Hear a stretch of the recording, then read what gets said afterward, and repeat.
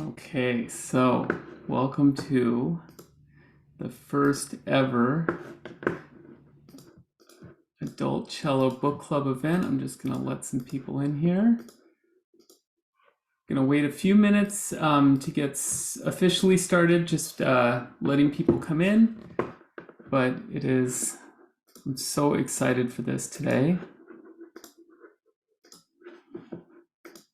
Okay, great. Hi, Billy. Hi there. Rich looked at him steadily. All right. The face almost. Okay. So, great. So let me just say hi to Ty and Sue, Susan Smith, Sam, Annie, hello. Lori, Chatumandu, I remember from the Facebook challenge. Nora, Pat, Michelle, someone named iPad. Welcome to everyone. All right, so I'm so excited to get started with this book club event. I'm hoping everyone had a chance to read the book. But if not, I prepared some questions.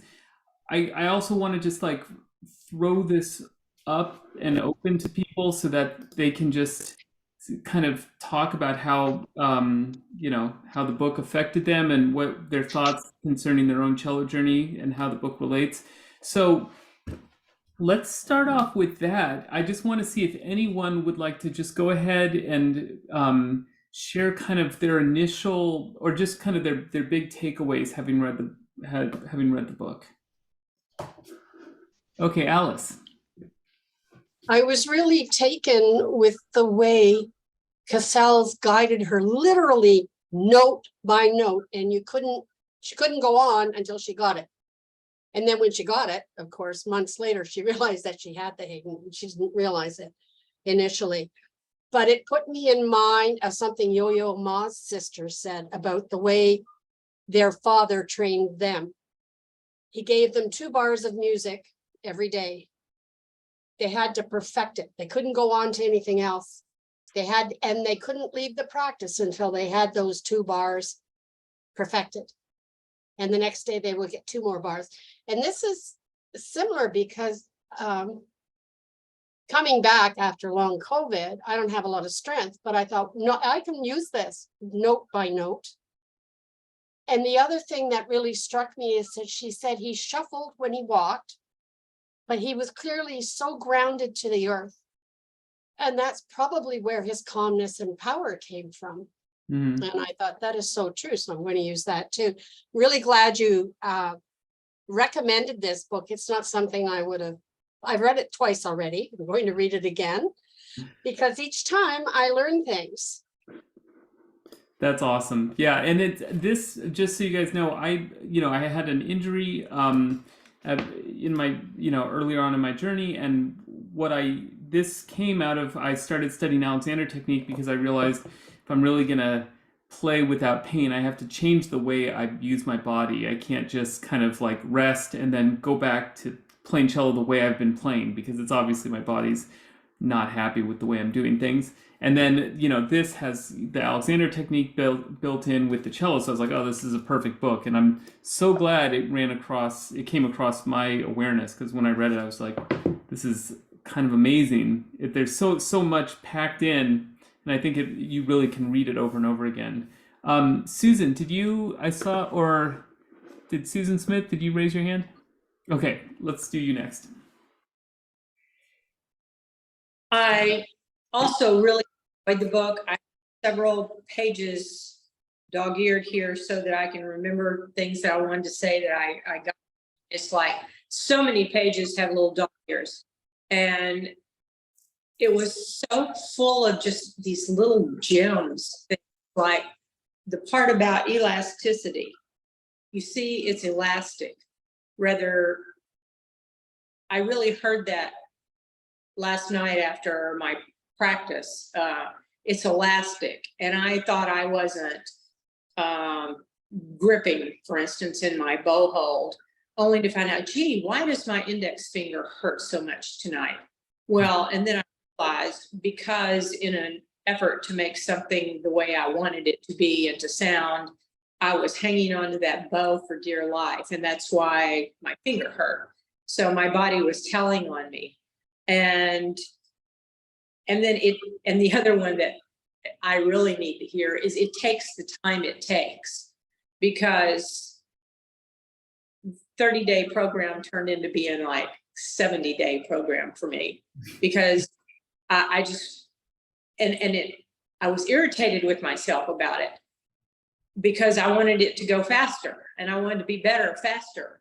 And I guess it's coming out that I'm not the most patient person in the world, but as he said, it takes the time it takes.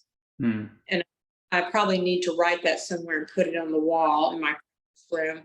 And the fact that we are in gaming when we're focused on the outcome, rather than, if you focus on the process, then the end game will take care of itself. And I just found so many of these gems spoke to me so much, and that of being in tune with our body. That was another thing last night. I realized, gee, I'm not as in tune with my body as I need to be. And the uprightness, and just, those are just a few of the gems I've gotten out of this, which are just so applicable and to my playing, and I feel like are helping me. Like I said, particularly remembering that if I take care of the process, the end will automatically take care of itself. And the part about it takes as long as it takes. So I really appreciate you recommending this book. It's really what I needed to hear about my journey. And thanks, Billy. I appreciate it. My pleasure. And I have some stuff about endgaming and the means whereby coming up. So a question and a thought I had about that. So I'm glad you brought that up. I also saw Sue. Did you raise your hand? Yes. I only got this book 2 days ago, so I'm only on page 50, but already I see that I shouldn't hurry through it. I'm finding so many things already. And again, what she's talking about, the ends, that the whole point is not performance, but finding the music.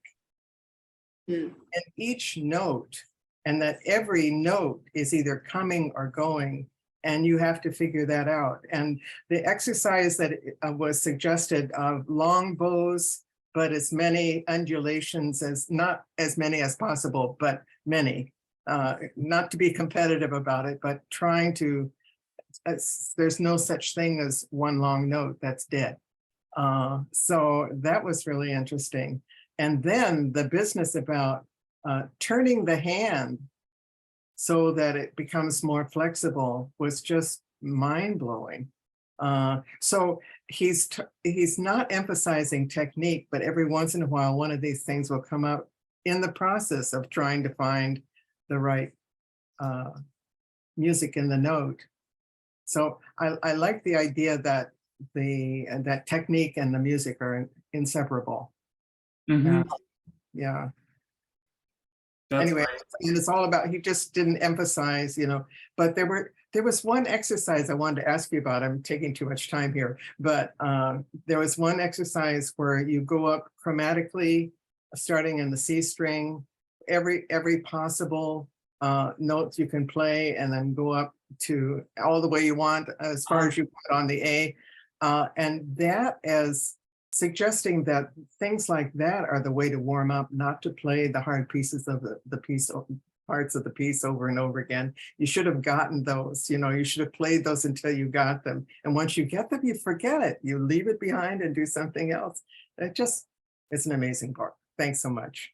Yeah, and it's his style of teaching is vastly different to what a lot of people do. I mean, I was fascinated by it. You have to be I'm glad she was isolated in this little town where it's like everything's kind of Twilight Zone-y, because if you can imagine a different type of person and personality coming in, and he's like, all right, we're going to struggle for 3 months and we're going to cover like a couple bars of music in 3 months. And she, keep in mind, this is one thing I wanted to add on to what you were saying. It's such hard work she's doing, but she's played that piece and won competitions with it. Right. It's not like, okay, we're going to learn the hardest piece you've ever learned in your life. She's like, I already know this piece, quote unquote, in and out. I've played it, I've performed it with orchestra, and now we're going to go back and you're going to take 3 months to learn the first 2 lines, but it's like you've now gone into like magma level. You cut all the way down. It was a very superficial understanding, and now you've gone deeper. So it's totally worth it, but it's a fascinating, demanding style of teaching that I just, sign me up if he ever comes back. It's like, it sounds amazing. Her isolation reminded me of stories I heard from musicians about what happened with COVID. Suddenly they couldn't perform, but they also didn't go to rehearsals. They didn't have the pressure of preparing, and they could actually, even though it was economically difficult, they actually had time to get to be better players, just to think about that and not to be constantly on schedule. So Right. Okay, so who else? Was it Annie? Did you raise your hand?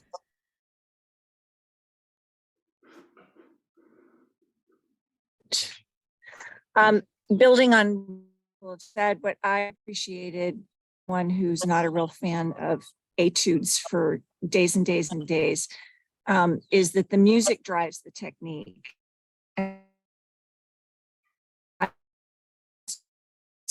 And there's no music. So just turning that on its head and spinning it around. And one thing I wanted to comment on is I think you. Uh-oh. Annie, I think if you're using Wi-Fi, I think you might want to get a little closer to your thing. I think we lost a little bit of that, like the juicy part. Like, but let's try one more time. Annie, say that one more time, what you were saying. I think I really appreciate the etudes that you give us because they're musical, as opposed to just reading notes on a page that is for some technique that I don't even understand what I'm trying to build on. I love the fact that you give us very focused etudes, but they're musical, so that you actually enjoy practicing them. But the fact that it's not the technique, it's the music. Focus on the music, and the rest will come. Yeah, I think that's a great point, and it's something I really believe in as adult learners specifically versus children. I think for us, this actually happened to me a little bit, where I would like go through etudes and I would do kind of a systematic like progress, kind of in the way kids were doing it, and then I think someone has their audio on still. Sue, is it you? I don't know. I remember just feeling like at certain points, like, okay, I'm learning this technique and I can play it in this etude, and then it would have trouble. Some of the things I was learning were like having trouble making their way into my like musical pieces I was playing. And it was so there was almost like an office, and I had like 2 filing drawers, and I had my technique drawer, and I had this, and sometimes I would pull out the 2 folders and try and like get them to share a file, but it didn't. It's beautiful the way Casals doesn't split the two, and he's like technique versus interpretation. It's if you can interpret it correctly and get it to come out of your cello, there's your technique. It's really cool. Who else? Any hands? Wailani?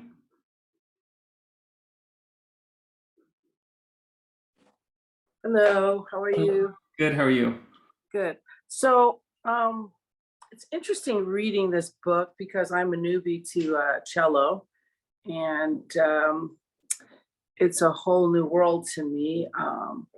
it really kind of sparked my thought pattern, because I too wanted to start playing fast and start playing music. But then I read the book and I decided I'm going to slow down and take each line over and over and over and just keep playing the notes and paying attention to my posture of my elbow on the left and my fingering and my bowing. And although I play very slow now due to the book, I can actually hear very closely when it struggles, the bow struggles, and I'm like, ouch, that hurts, kind of like a dentist, you know. And so I learned a lot from that. I also called my luthier because I was so interested in this, and I told him about this book, and he hadn't heard of it before. And then I looked up his sister, because his sister is a well-known cellist in New York, and got a whole bunch of back history attached to Casals and Rostropovich.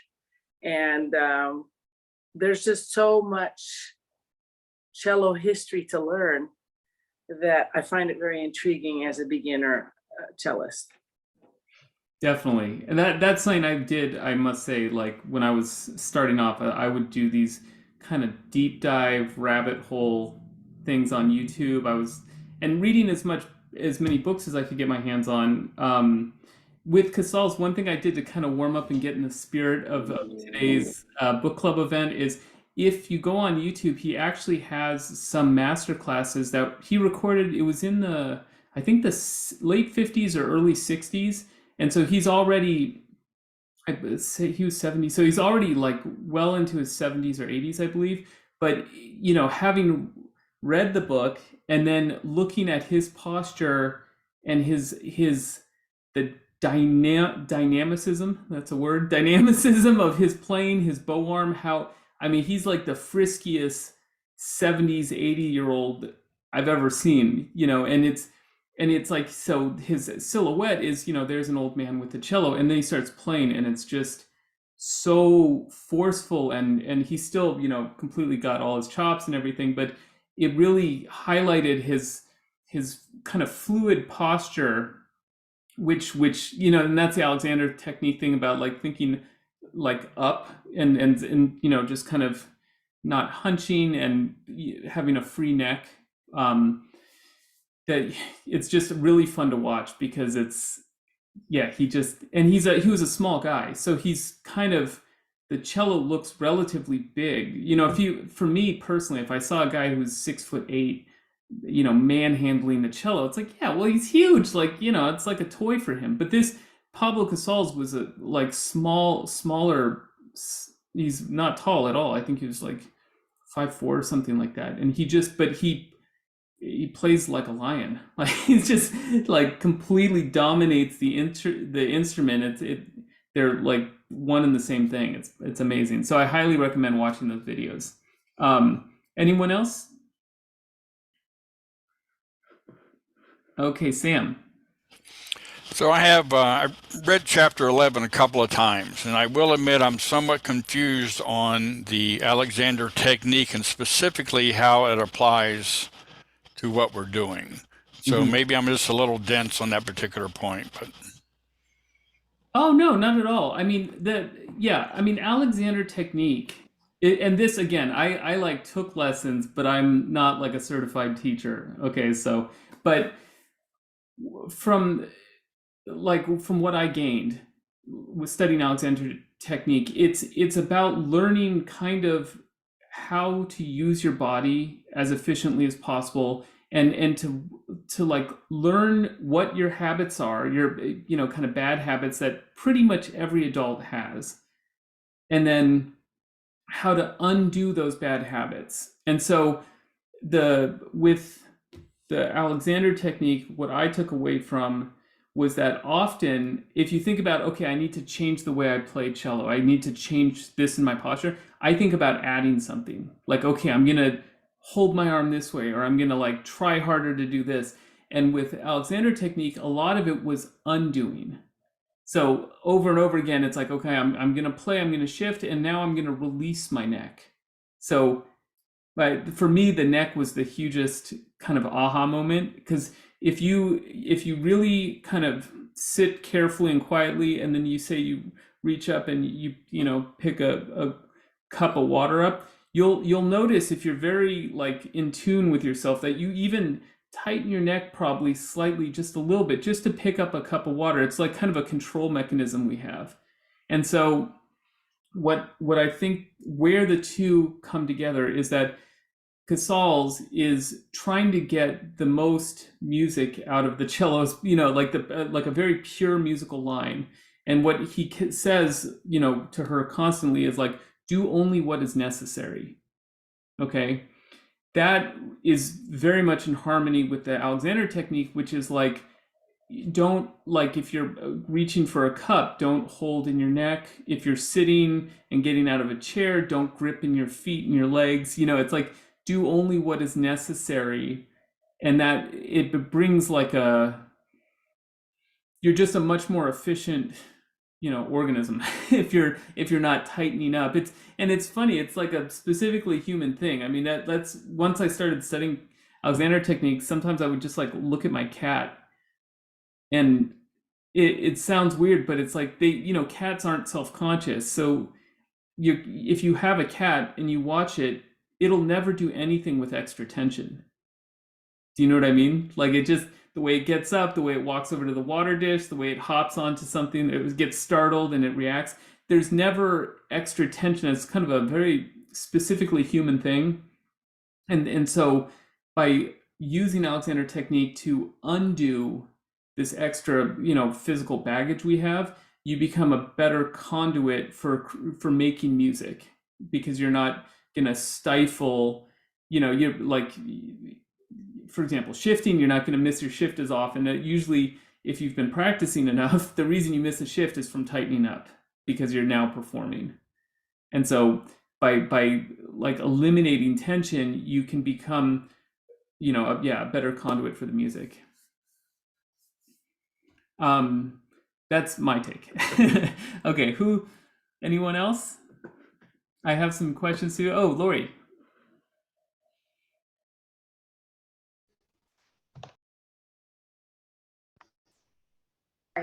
Tech trouble. I wanted to mention something going back to what Sue was talking about. It was one of the two notes that I took on the book.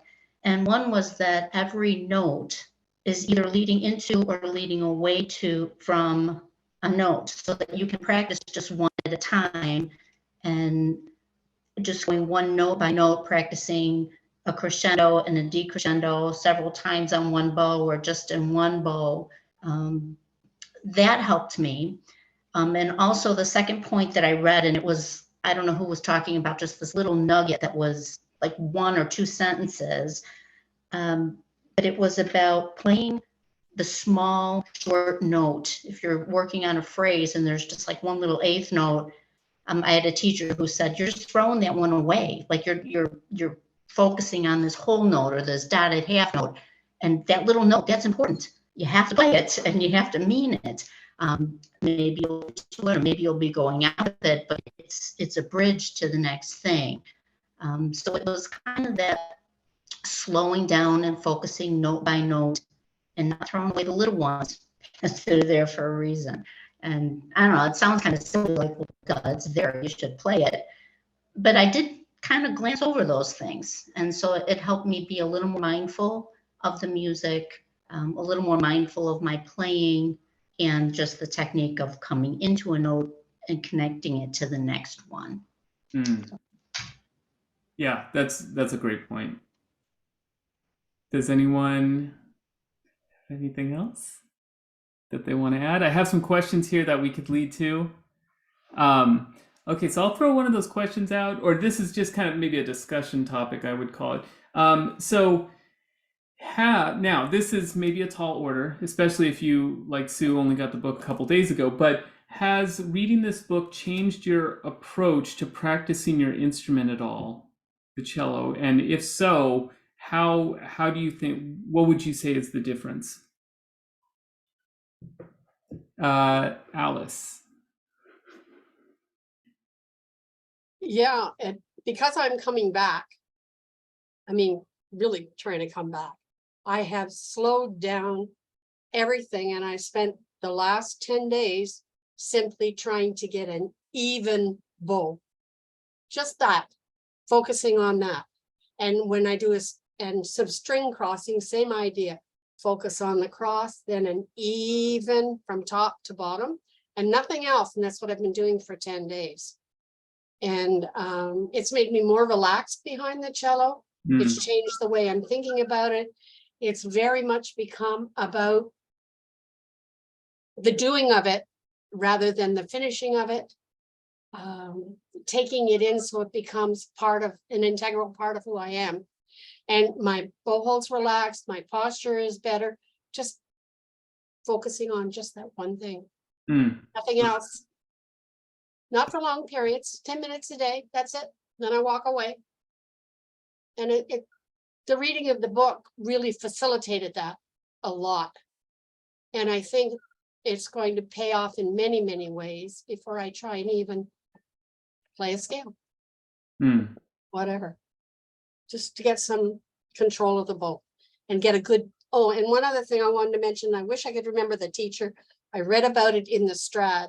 She doesn't refer to the bow grip or the bow hold. She calls it the bow feel.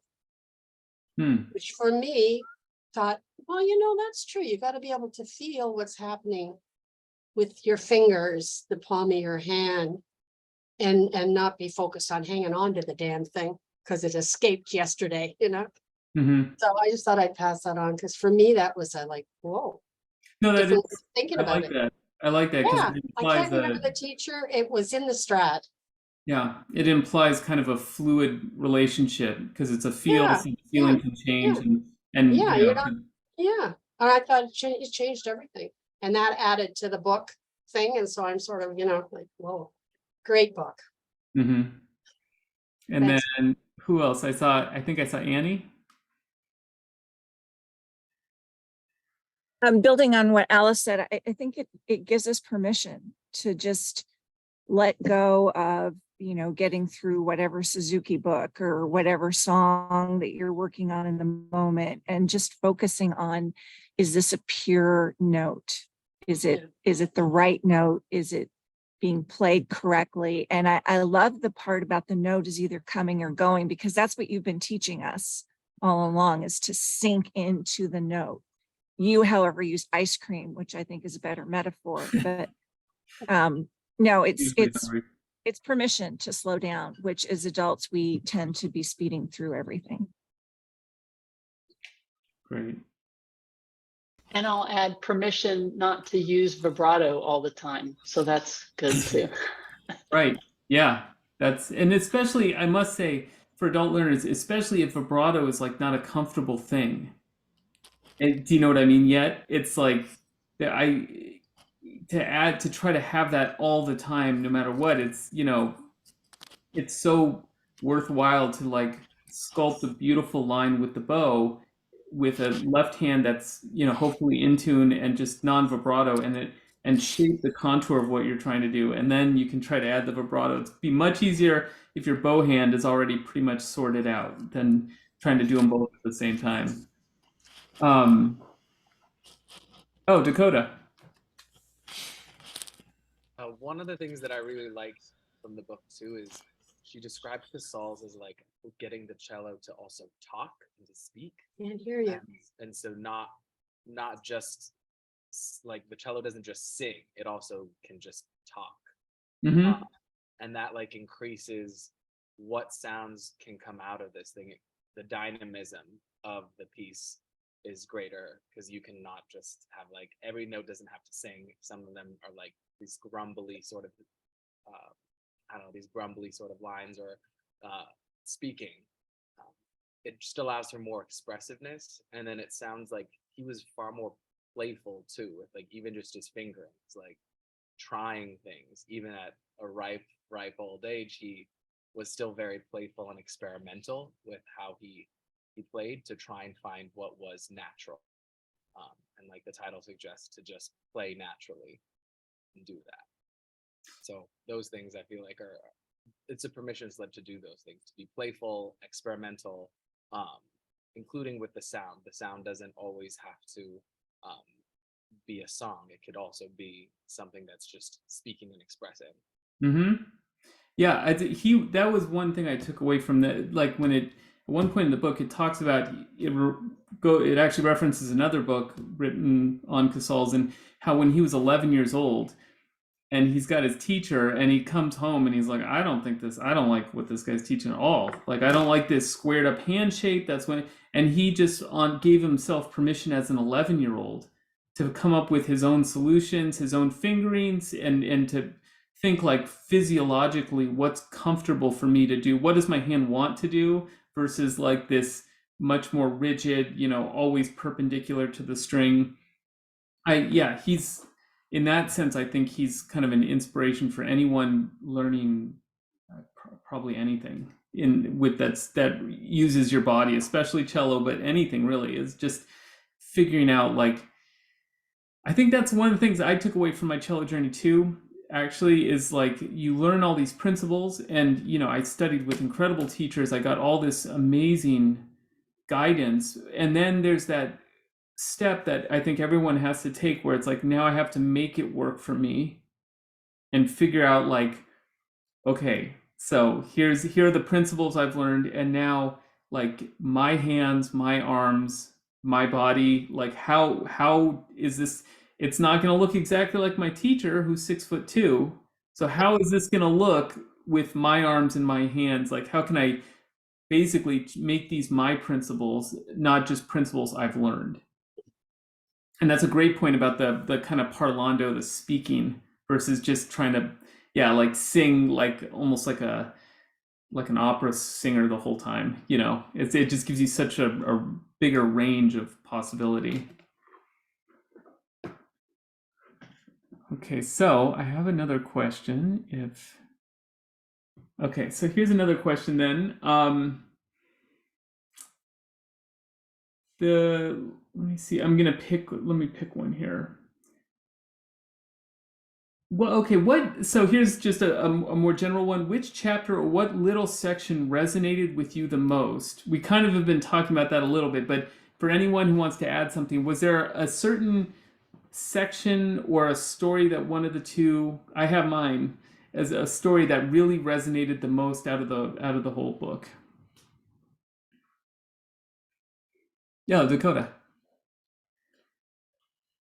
It's already been touched upon extensively, but just it takes as long as it takes. One of my good friends, talking about her work on bodies, she's a dancer and she works on people's bodies.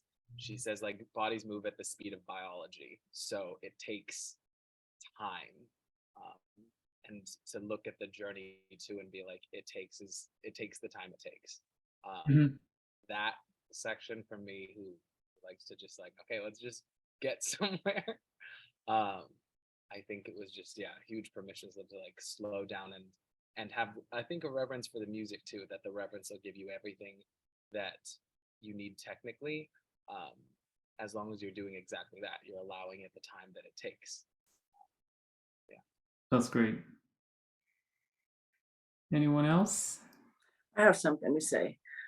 I think that there was a section of the book where he was just quiet and didn't say much, and I think it allows it allowed her to actually soak in and be one with the cello.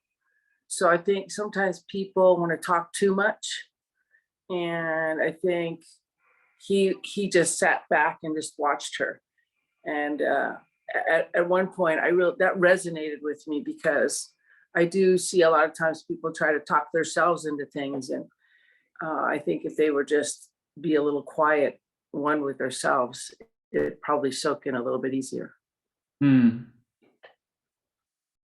That's great. Yeah, and he was also big on, like, he'd have his cello, he'd demonstrate a lot during lessons. You can see in the masterclasses. So, and there was also this little bonus that he didn't really speak English very fluently. So he literally, it's like, couldn't talk your ear off with, like, here's what you need to do and do this, and here's how you hold this. He's like, just watch it, like, no.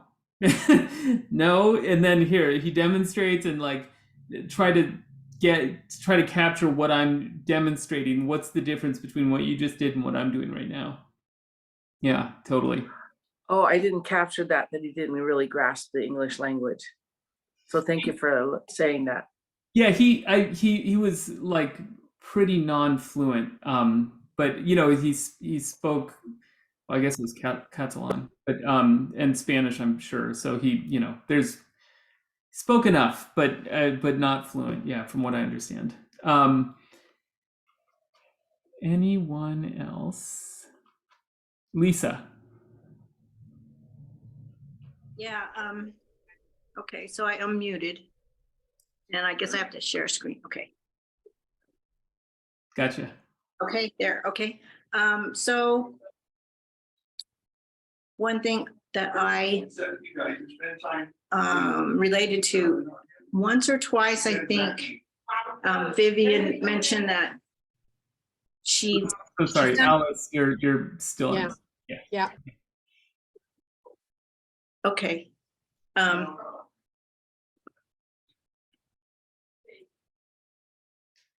Anyway, that she had to limit herself to time practicing a day. Mm-hmm.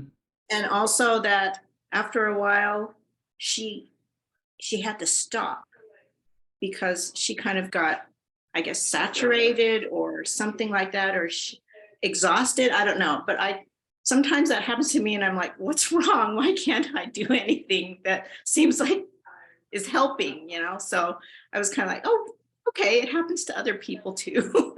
That was good. Yeah, I think it's fascinating. It's a really good point because that's like she as she said in the book. I'm there. I was in this small town studying with the world's most famous cellist, and that's the only job I have is to practice. And at a certain point, you can have all the time in the world, but if you're saturated and you're kind of like you've been redlining for a period of time, you're just gonna you just have to respect what's possible for you at that moment and not just kind of keep trying to push. But yeah, it can be hard because it's like sometimes, especially if you have a performance coming up and you hit one of these low periods and you're like, well, that's inconvenient because I have to play this piece soon.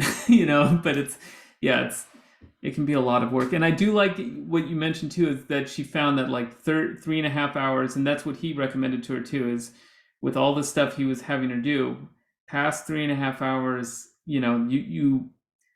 I've heard people, it's kind of like you should be able to get it done in that time. And if you can't, you should work on how you're practicing. So like you shouldn't have to be at the instrument 6 hours a day, even if you're, concertizing, because it's like there's probably an even more efficient way to be practicing. Did I see did Anne have her raised hand? Anne-Marie? Yeah. Sorry. So I'm sorry, I didn't read, I'm only on chapter 3 because I usually read on a Kindle, and I didn't realize until the last minute that you couldn't get this on Kindle. So I just physically got the book a few days ago. But one part that I really related to in the beginning, Vivien said that in the beginning, when she first started practicing with Casals, she would try to every once in a while play ahead and just kind of try to see what was coming up next at the end of her practice session. And she said she sounded horrible doing that. And I do that all the time. So you kind of leave your practice like that with that bad memory for something that you just shouldn't have done in the first place. So I said, I'm going to follow her advice and not jump ahead myself on, at the end of a practice, just leave it feeling good. Yeah, I've heard a lot of people talk about that too. Is like one guy, he's at Colburn, a bass player. He was mentioning how he was practicing in a manner where it's like if he got a perfect rep of whatever run he's working on, whatever he's doing, when he would get a perfect rep, he would kind of like shut it down, the practice, because he's like, there, I want to leave my brain remembering that. I don't want to do it and then let's see if we can do it 20 times in a row and like there you are for the next hour. Try, it's like you just get that, and then everything connected and all the synapses fired perfectly, and he's like, okay, then I'm gonna just walk away.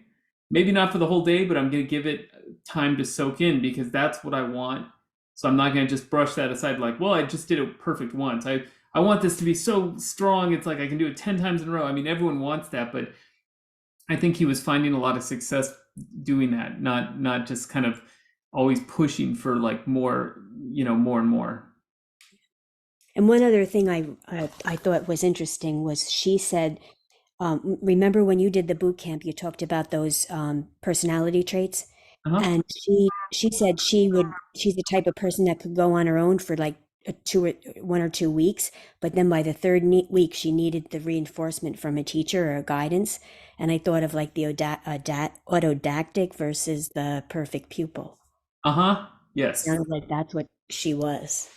Yeah, absolutely. Totally. Yeah, she sounded like obviously a really good pupil because she just, there to just tack onto that, I think there's also cases where it's like the right person at the right time. And I think because she came to him and she was in this like quote unquote muddle, and she was like, I can play these pieces, but I question myself constantly. I don't have any confidence. And like he said, she played for him the first time and he's like, you don't know what you're doing. And the relief she felt because she's like, oh, you get it. Okay, good.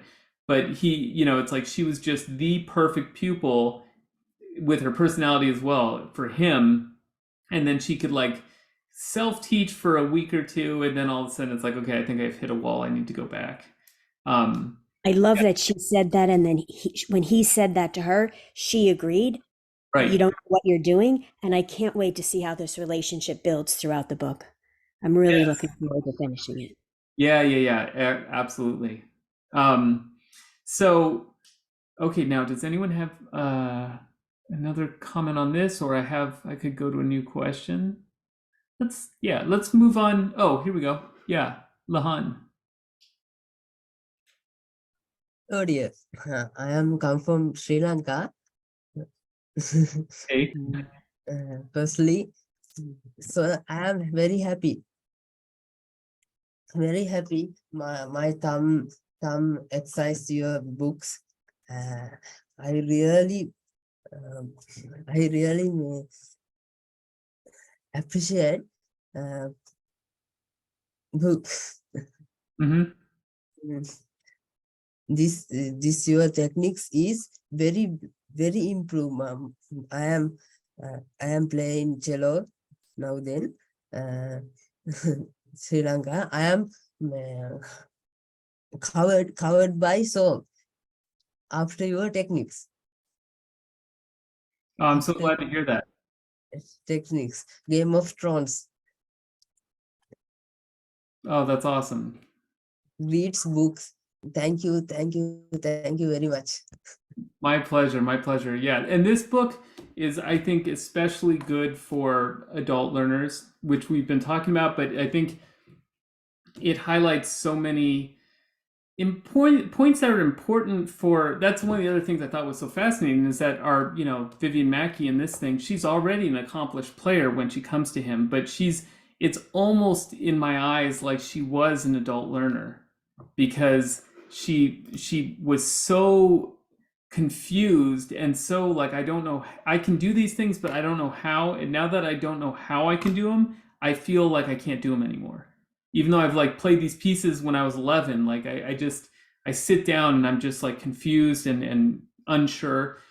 And it's almost like she was an adult learner. She had obviously a strong, a lot of advantages. She's played these pieces before and she's probably got a well-developed ear, although she did say that working with Casals opened her ear up tremendously, which was very interesting because she was already winning competitions. But yeah, she's kind of like an honorary adult learner, even though she had such success as a child. And that actually happens a lot. It makes me think of a very famous Emanuel Feuermann, who was one of the world's best cellists. He unfortunately died early. He was 39 years old, and it was just like a botched surgery.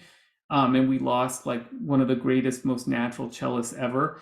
But he was a child virtuoso prodigy, and so was his brother on violin. And his brother, unfortunately, was unable to make that kind of leap through puberty and to be able to remain a virtuoso, because so many child prodigies, when they get to that self-conscious age and puberty, and plus they're going through growth spurts, and their whole physiology is changing. It's a lot of child virtuosos kind of never can quite recover, having to like change their technique to fit their adult selves.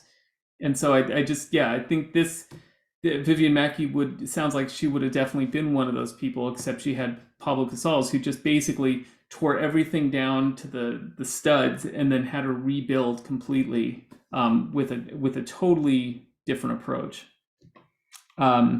Okay, so let me see another question here. Okay, so here's a question for kind of opening it up.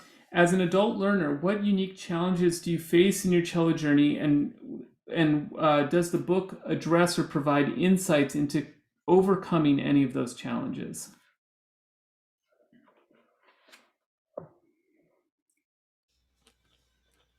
Yes, Sam.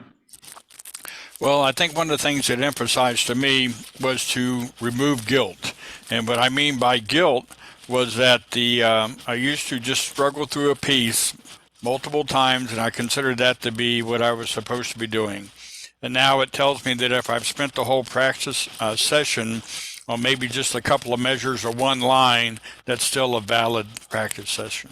So yeah, that's awesome. Yeah, totally.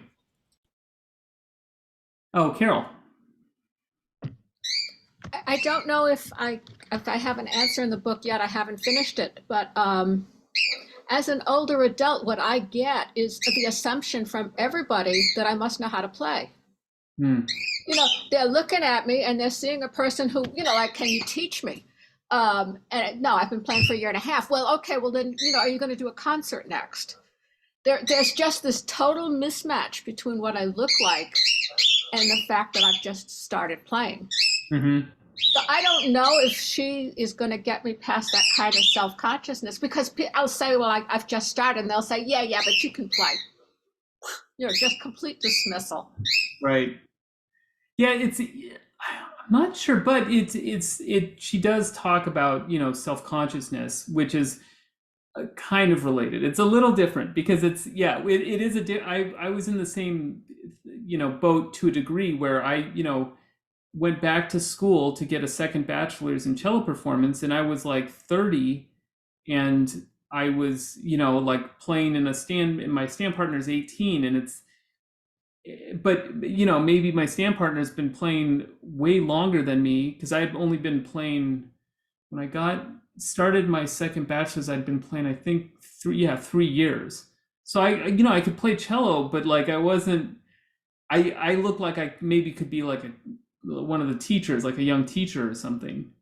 And so there was like expectation versus reality was something you definitely, kind of have to deal with, especially as an adult learner, for sure. Especially if you have a strong personality too, because people like, oh, you got your stuff together. Oh, you play cello too? Great. Play something for me. Like, wait, I just started, like, whoa, hold on. Like, give me a second.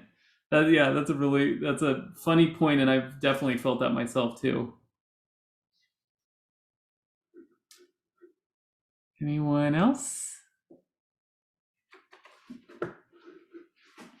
If not, I have Sue, yeah. Kind of in line with what she was saying. Already in 50 pages, I'm taking pressure off myself to ever perform if I don't want to. That's another thing. And what really is important is what I can learn from this music, whatever it is I'm playing. Mm-hmm. And the whole idea of, I like the way already I've gotten to a couple of suggestions that Casals' not goal, but what he did was to disappear into the music. And Right. So all the self-consciousness is gone, because it's all about what is this music? What can it do? And how can I help it do it? So, Right. Yes. Yeah. That was one of the paradoxes that I thought was so poignant in the book, as she mentions absence as a form of presence. And the idea is that he's making music and he's playing the Schumann concerto. He's the solo cello. So you're like never more an important role as a musician than playing the solo part of a concerto. Okay. But, that was that moment when she's looking in on the cathedral and she sees the orchestra, she sees the conductor, she sees his cello, but then he's kind of like, for a minute there, she couldn't even see him really. And it's because he had just been kind of like sublimated into the music. And that idea of like absence is a form of presence because you basically just become like a conduit for the music. And so it's a way less self-conscious. If you can achieve that kind of mindset, it's way less self-conscious because you're just like a vessel, and the important thing is coming out, and that's the music. Easier said than done, but something to strive for sure. And I love what you said about not having to perform. I think that's another thing that, I think it happens probably with talented children even more, where they're just kind of shoved into things like, well, you're good at this, like you should enter this competition, you need to do this, you should perform. But for adults too, it's like this journey is about like what you want it to be, and for every person that is going to be probably a slightly different recipe of ingredients of how much am I performing, how much do I practice, how much these various things, and there's no right answer. It's just whatever makes you happy and brings you joy. Thanks. That's great. Okay, anyone else? Okay, so as a final little idea, I thought maybe we could talk about that a little. We'll come back to because it actually was brought up a couple times already.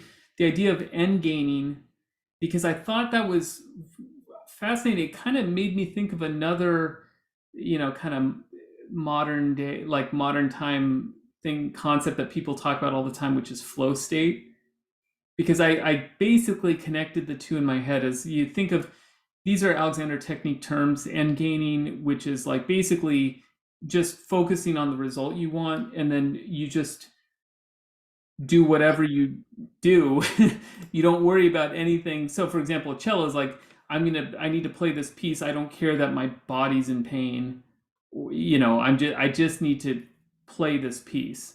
So that would be an example of end gaining, versus the means whereby, which is like, that's the kind of his term for explaining like the means by which you accomplish the goal, and focusing on that and not focusing on the end result allows you to be way more in touch with exactly kind of what you're doing, and then you can start examining like, are there better solutions? Is there a different way for me to use my body that's gonna, ultimately for me, I've had not just like the same result, like my sound is as good. It's always been, I actually achieve a better sound when I can coax or get away with eschew less tension, get rid of tension basically.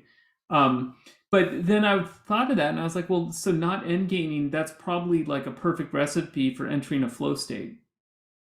So for those of you who don't know, flow state is basically, we've all had it probably. It's kind of where time starts to feel like it's stopping and it's slowing down, and you're so absorbed in the activity that maybe you normally practice 3 hours, but this time you look up and it's been nearly you normally practice 30 minutes, and this time you look up and it's been 2 hours, and you're like, really? I can't believe it, something like that, where it was. And what they say for flow state is that it's the task you're doing is not so difficult that it provides anxiety, and it's not so easy that it creates boredom.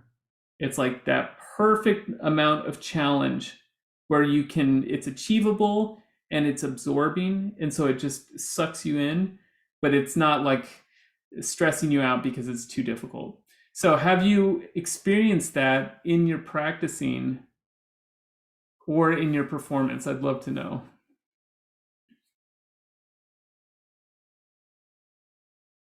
Oh, Carol. Got it for the first time just yesterday. I played in a string quartet and I just disappeared. It was an amazing experience because I just didn't exist. And even my posture changed because I was leaning in to the cello, which I never do. Sorry about the bird. I never have that particular posture, but the four of us were surrounding each other and I just went in and it's like I didn't come back out. That's awesome. Yeah. Yeah, that sounds like flow state to me. And you just take your head up, you're like, oh my God. Yeah. Oh, Annie. I felt it on the first week of Cello in 30 Days. And I remember looking at the study packet, and at the end of the first week, you were going to play the C major scale. And I'm like, oh, big whoop, we're going to play the C major scale. And then I got to the end of the week and played the C major scale the way you wanted us to play it. And it was just a completely different experience. And then for days and days, I just got lost in playing the C major scale, and it was lovely. Yeah, that's well. I'm thrilled to hear that. But yeah, exactly. That sounds like it, where it's just like you're just absorbed, and it's like a challenge, but it's not too much, and it's like just perfect. And then you get this kind of, whenever it's happened to me, it's been almost like a strange, like Zen sort of feeling, because like you can get this actually happened to me in a performance with I snapped out of it and I missed a note because I was so absorbed. I was playing the Rachmaninoff Sonata, the final movement, and the very end of it is just like one of my favorite moments in the entire cello repertoire. And I was just like so absorbed. And then for one instant, I thought like, I sound great right now. And that totally snapped me out. And then I had to like look for the, like, where am I in the music? Because it totally threw me. So it's like, but it's like so exciting when you get into that zone, that state where you're just like totally absorbed. And I think that would be, if I could wish something for adult learners at any stage, is just to like have practice sessions every day where for the whole session would be amazing, but even for a little bit, just enter into one of that, like a flow type of state, because whenever I've done that and I finish practicing, it's almost like you did a meditation and you're just like, oh God, I got to do that more often. That's so nice. I feel refreshed. It's like replenishing for the soul, especially these days with like, social media and the presence of the internet all the time. Our phones can do everything, which means we're on call all the time. It's like such a blessing to have like kind of a flow state activity. So, all right, well, that was such a treat. I'm so glad I did this book club event, and I'm so excited you guys read it and seem to really have benefited as much as I did from it. So I'm hoping this will entice you to do another book club event. I'll come up with a book, but this was a total pleasure, and have a great Saturday, and see you next time. Bye, thanks.